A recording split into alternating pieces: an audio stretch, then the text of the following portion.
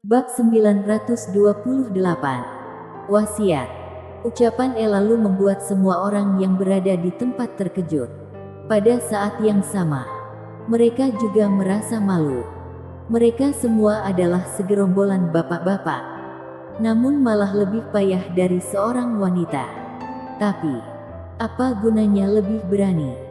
Agit Sun selaku kepala keluarga Sun menghela nafas berujar, "Nyonya Lu, hari ini kamu sungguh membuatku terkejut. Aku juga terkagum akan kata-katamu yang begitu berani. Tapi posisi kita lebih canggung.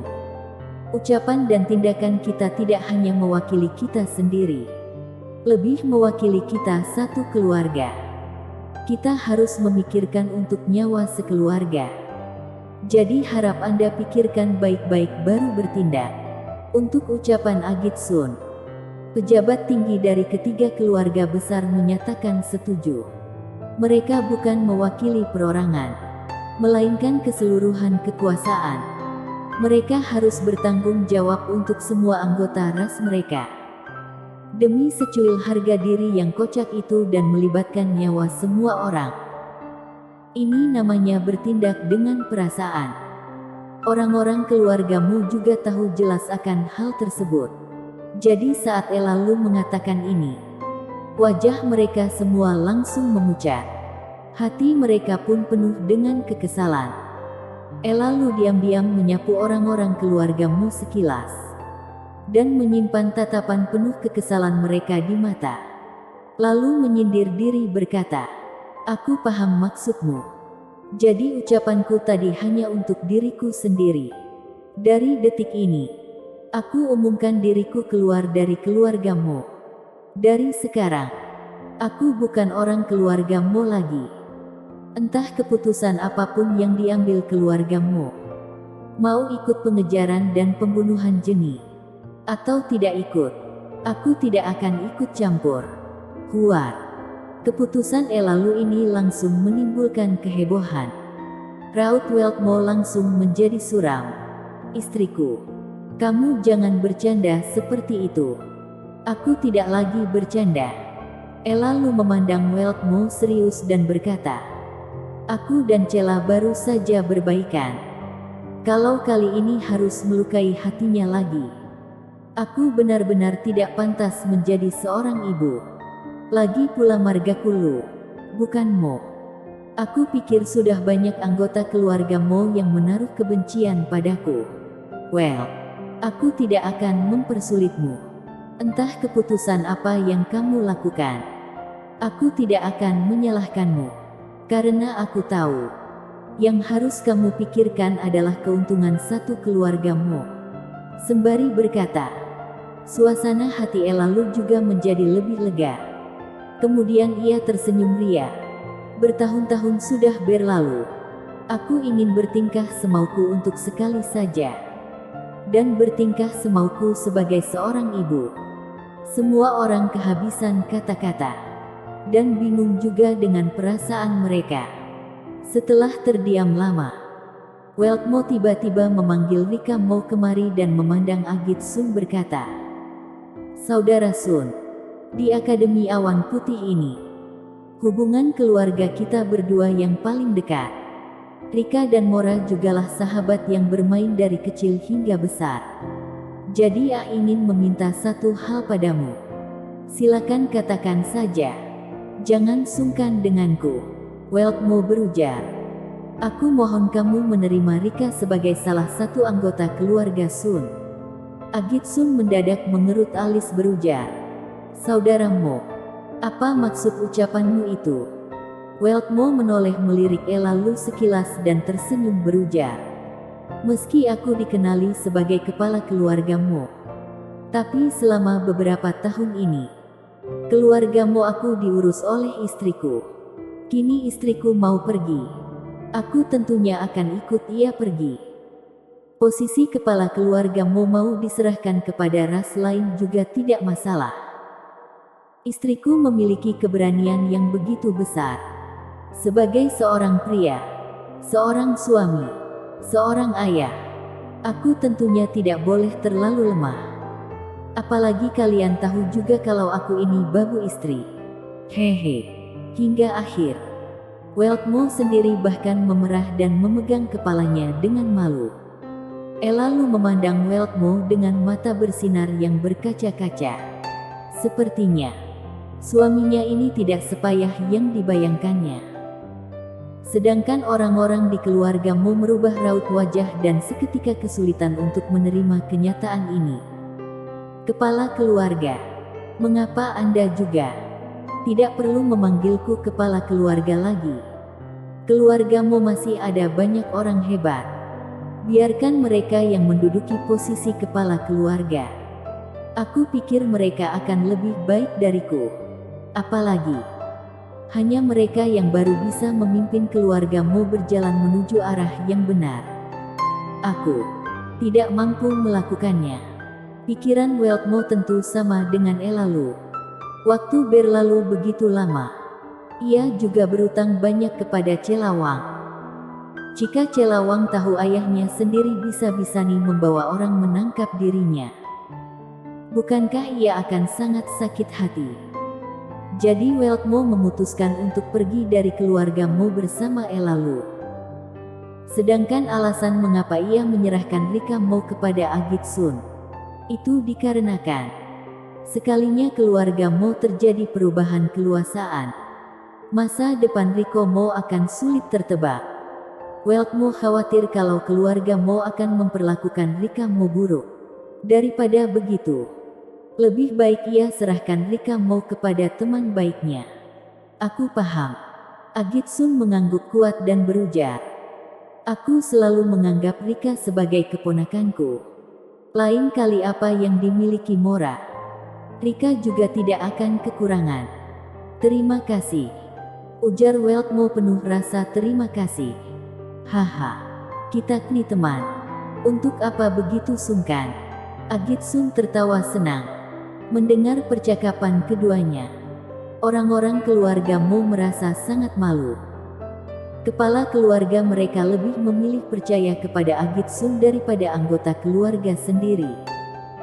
Bukankah ini adalah sebuah kesedihan?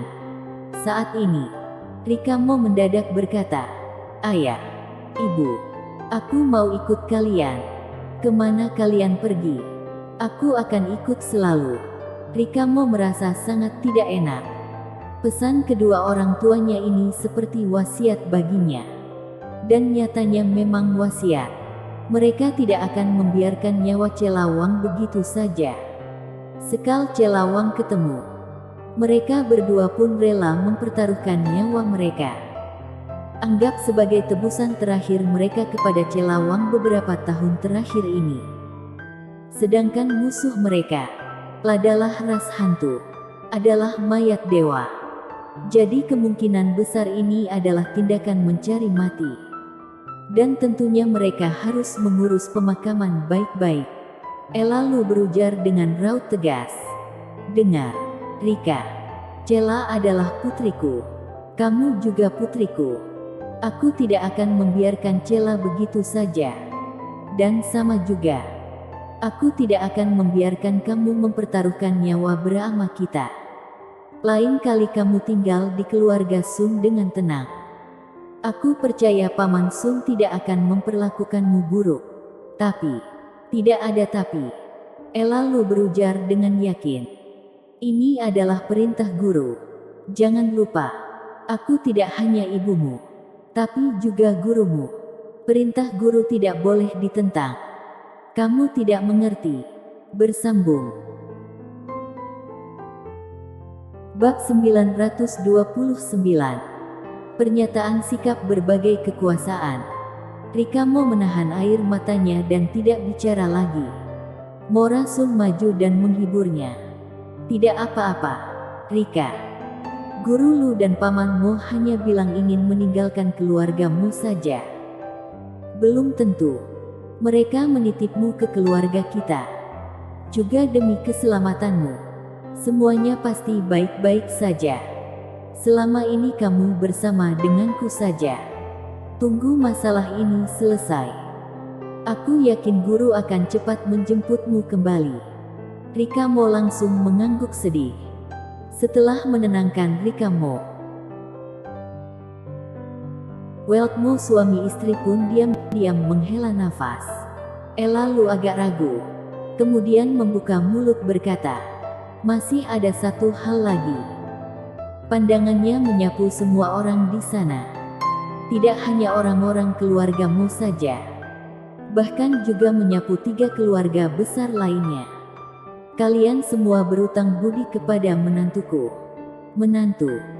Sejak kapan kita berutang budi kepada menantunya?" "Oh bukan, seharusnya. Sejak kapan Ella Lu memiliki seorang menantu?" Jangan-jangan yang ia maksud itu Fugi Liu. Tapi, bukankah pernikahan Fugi Liu dan Rika Mo sudah berakhir kacau? Mau yang ia bilang itu Fugi Liu. Kita juga sejak kapan berutang budi kepada Fugi Liu? Orang-orang menunjukkan raut wajah kebingungan untuk ucapan Ella Lu ini. Mereka semua benar-benar dibuat kebingungan. "Menantuku bernama Louis Lu." Ella Lu berujar kencang mengumumkan. Louis Lu. Nama yang familiar sekali. Orang-orang langsung teringat. Bukankah itu pemuda yang merusak pernikahan Fugi Liu dan Rika Mo? Bahkan waktu itu Ella Lu juga marah-marah kepada Louis Lu di bawah pandangan orang-orang. Pada saat itu, orang-orang juga baru tahu kalau Louis Lu itu adalah pewaris kesadaran Kaisar Qing Sekte Danya.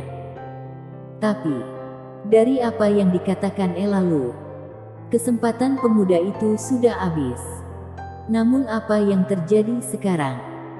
Padahal sikap Ella Lu sangat buruk terhadap Louis Lu, sembari terus memakinya sampah.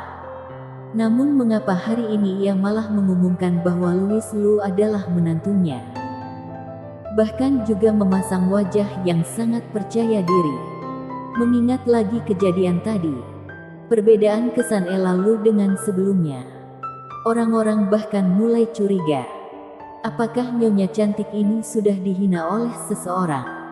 "Nyonya Lu, sejak kapan kita berutang budi kepada Louis Lu?"